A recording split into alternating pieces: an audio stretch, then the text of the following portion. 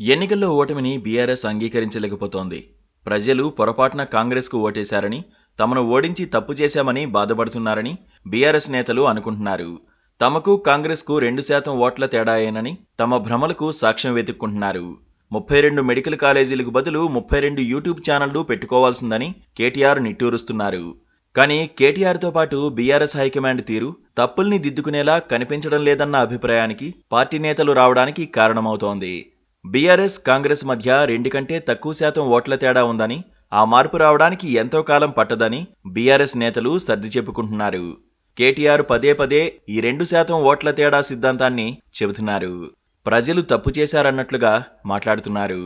ఎన్నికల్లో గెలుపోటములు సహజం. గెలిచిన పార్టీలు ప్రజలకు ఇచ్చిన హామీలపై దృష్టి సారిస్తాయి.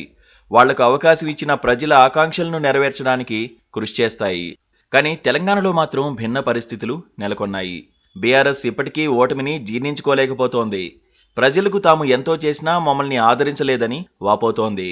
వాస్తవాలను విస్మరిస్తే అవి మరో రూపంలో ముందుకు వస్తాయన్న వాస్తవాన్ని గత పాలకులు ఇప్పటికీ అంగీకరించడం లేదన్న వాదన వినిపిస్తోంది.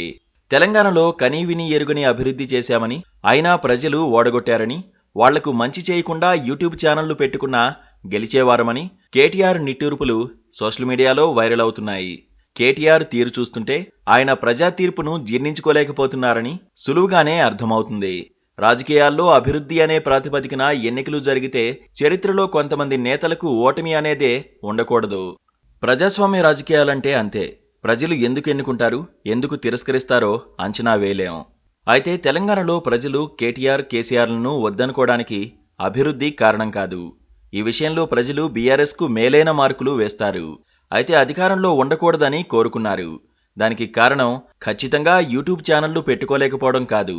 ఎందుకంటే కాంగ్రెస్కు 10% మీడియా, ఆన్లైన్ మీడియా సపోర్టు ఉంటే మిగతా 90% బీఆర్ఎస్కే ఉంది.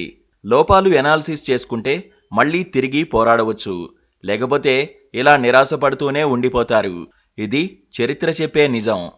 ఓటింగ్ పర్సంటేజీ విషయంలోనూ కేటీఆర్ ఆత్మవంచన చేసుకుంటున్నారన్న వాదన వినిపిస్తోంది. 2% కన్నా తక్కువ ఓట్లతో అధికారం కోల్పోయామని అనుకుంటున్నారు. కానీ వారు చెప్పింది నిజం కాదని, గ్రేటర్ హైదరాబాద్ను మినహాయిస్తే బీఆర్ఎస్, కాంగ్రెస్ మధ్య 10%కి పైగా ఓట్ల తేడా కనిపిస్తోందని రాజకీయ వర్గాలు గుర్తు చేస్తున్నాయి. రాష్ట్రవ్యాప్తంగా చూసుకుంటే 64 స్థానాలు గెలిచిన కాంగ్రెస్ పార్టీకి 92,35,792 ఓట్లు వచ్చాయి. ఇది 39.40%.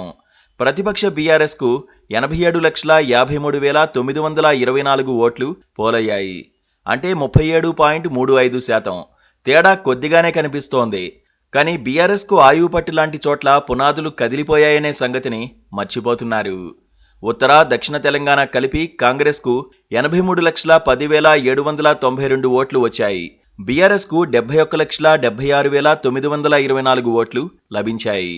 అంటే ఈ 2 రీజియన్లలో బీఆర్ఎస్ కంటే కాంగ్రెస్కు 11,33,868 ఓట్లు అధికంగా పోలయ్యాయి. కానీ ఈ తేడా తక్కువగా కనిపించడానికి గ్రేటర్ హైదరాబాద్ కారణం. హైదరాబాద్ రీజియన్లో కాంగ్రెస్కు వచ్చిన ఓట్లు 25.53% మాత్రమే. బీఆర్ఎస్కు వచ్చిన ఓట్లు 38.97%. అంటే హైదరాబాద్ పక్కన పెడితే కాంగ్రెస్, బీఆర్ఎస్ మధ్య 10% ఓట్ల తేడా కనిపిస్తోంది. దీన్ని గుర్తించడానికి బీఆర్ఎస్ సిద్ధపడలేకపోతోంది. ఈ ఓట్ల తేడాలు విశ్లేషించుకున్న తర్వాత లోపాలు సవరించుకుని ప్రయత్నిస్తే ముందుకు వెళ్తామని, ఆత్మవంచన చేసుకుంటే ఇంకా నష్టపోతామని పలువురు నేతలు అంతర్గత సంభాషణల్లో సెటైర్లు వేస్తున్నారు. కేటీఆర్ నిష్ఠూరాలు అలాగే ఉంటే ఇక ఎప్పటికీ కోలుకోలేకపోవచ్చని బీఆర్ఎస్ వర్గాలు కూడా ఆందోళన చెందుతున్నాయి.